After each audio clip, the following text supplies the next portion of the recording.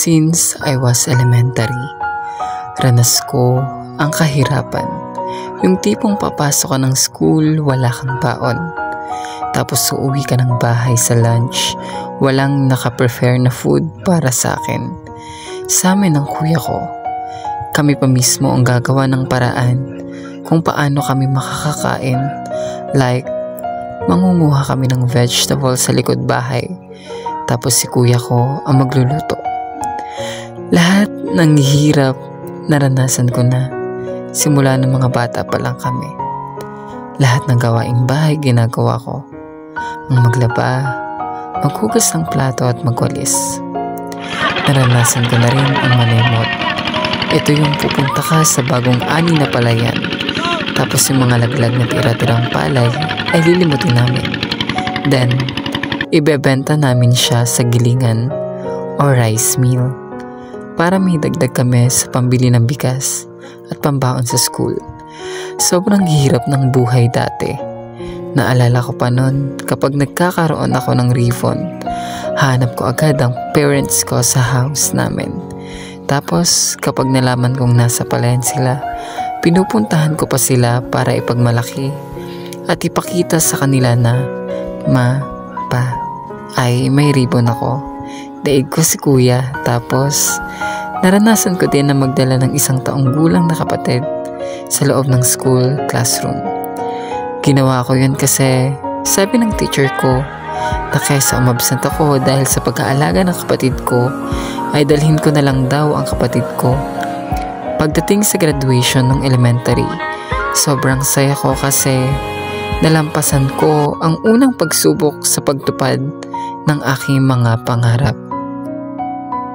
Pagtungtong ko ng high school, grade 7, sobrang tatalino at ang gagaling ng mga kaklase ko. Halos mga achievers sila noong elementary. Tapos ako, eme lang, pero hindi yun naging hadlang para makasama ako sa top 10.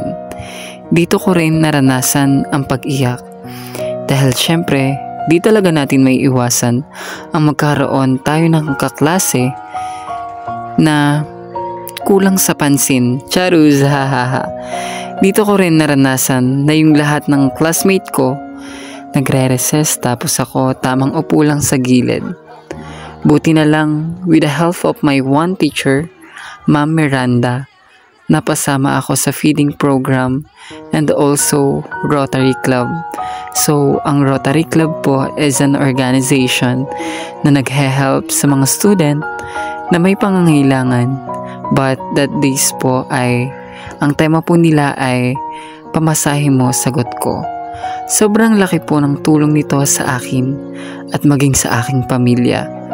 Pagtungtong ko ng grade 8, napunta ako sa higher section. Akala ko hindi ko kayang makipagsabayan sa kanila kasi ang tatalino nila suffer. Pero hindi pala.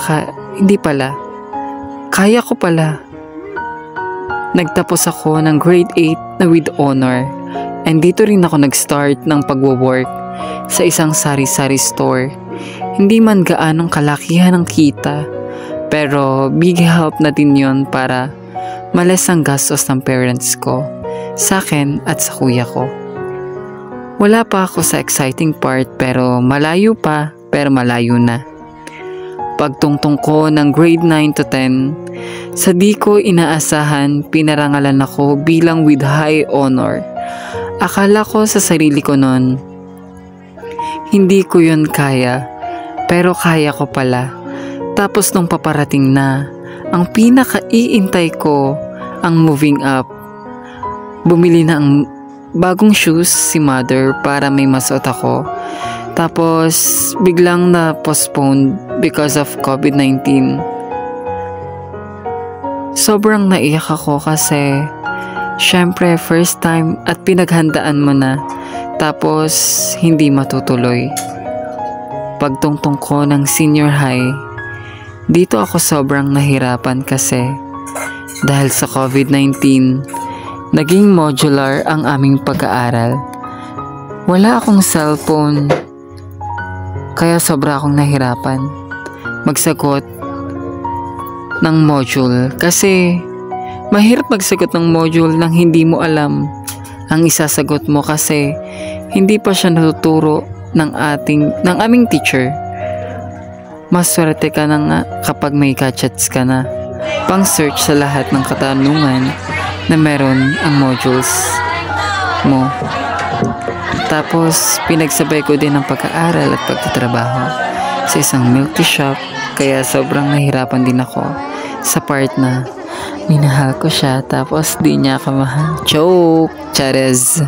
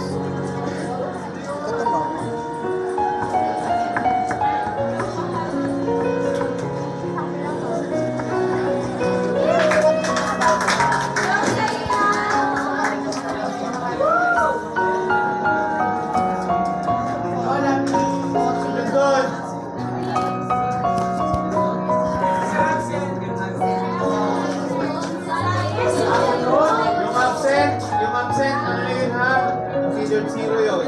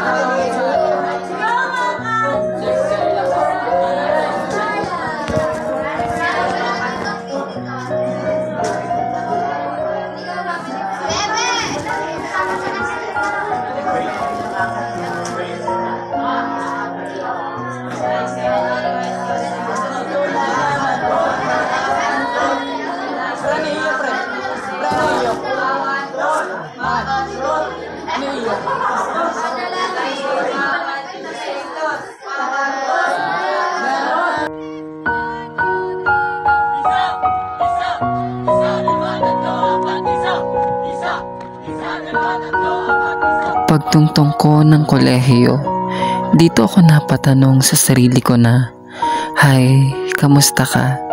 Masaya ka pa ba? Kaya mo pa ba? Magpapatuloy ka pa ba?"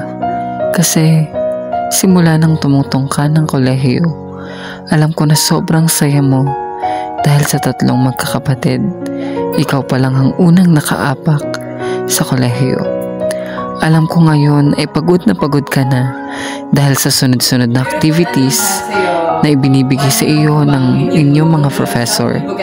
At alam ko rin na masaya ka sa napuntahan mong kurso. Hindi lang dahil sa mga nakilala mong mga bubuting kaibigan, bagkus nalaman mo din ang iba't ibang gawain bilang isang librarian. Alam ko din na kaya mo at kakayanin mo dahil ito ang pangarap mo para sa sarili mo at lalong higit sa pamilya mo. Alam ko din sa sarili mo na ipagpapatuloy mo ang mga nasimulan mo dahil sa dinarami ng mga pagsubok ang dumaan sa iyo ay patuloy mo lang nilalampasan o nilalabanan. At kahit kailan ay hindi kita nakitang malungkot, bagkus giningitian mo lang lahat ng problema na dumarating sa'yo. Alam ko din na dumating ka sa point na naisip mo o sumagi sa isip mo ang mga di dapat gawin. Sobrang hirap ng college.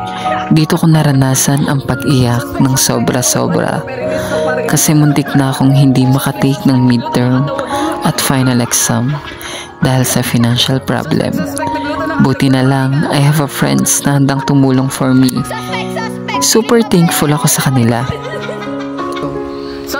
Kaya ngayon, patuloy akong sumasabak sa kolehiyo at inilalaban ang mga pangarap ko para sa sarili ko at higit sa lahat, sa pamilya ko. Ako ay isang simpleng estudyante, kabataan, na handang suungin lahat ng pagsubok, masungkit lang ang mga tala na aking pinapangarap sa sarili ko at sa pamilya ko. Kaya self, tibayan mo lang ang sarili mo. Huwag mong sukuan ang mga pangarap mo. Ipagpatuloy mo lahat ng nasimulan mo. Laban lang para sa pangarap. Hanggang dito na lang ang kwento ng aking buhay. Thank you so much.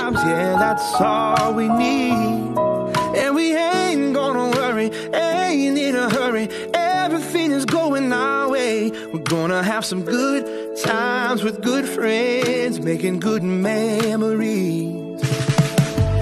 Everybody's moving to the song on the radio.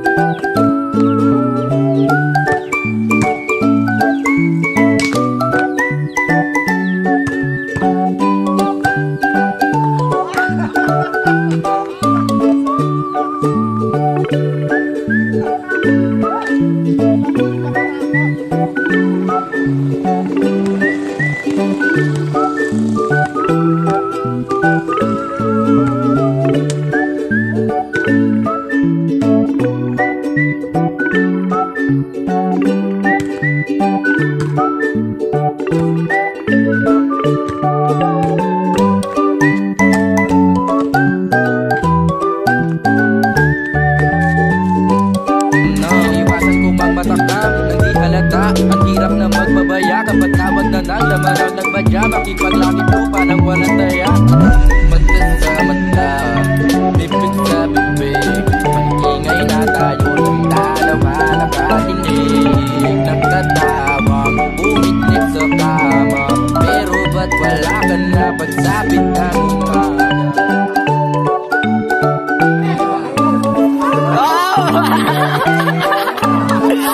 Wala, takbo!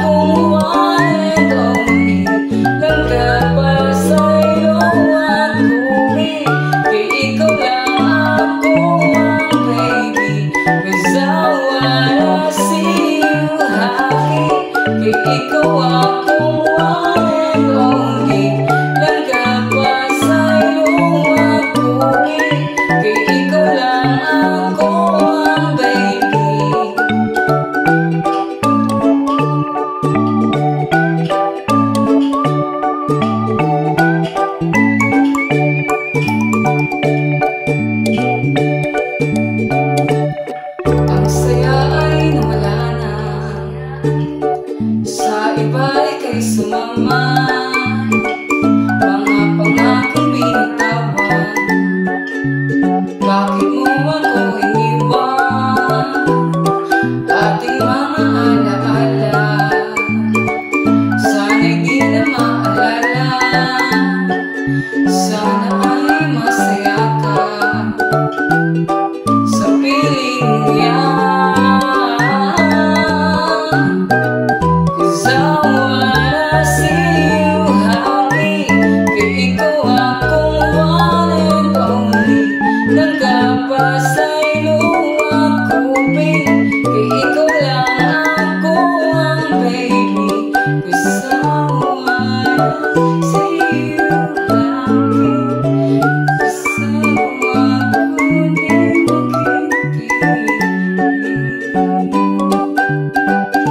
Thank you. Ano hindi ako kita? Hi guys, bye-bye po. Antayin ko po. At bye-bye. Bye. Bye. Ew, Ay, uy! Ipopost ko po, guys. Hi guys. So guys, nandito po tayo ngayon sa pangalan na nito? White House. Hindi, ito. Sa City Hall. Oh, Malacanang. Malacanang Palace. Pwedeng tabi, Magkamag ka ba na tayo? Oh, ayun na. So, ayan guys. Pwede malaglag. Ano ba yung malaglag naman sa phone yan? So, ayan guys. Kasi ba,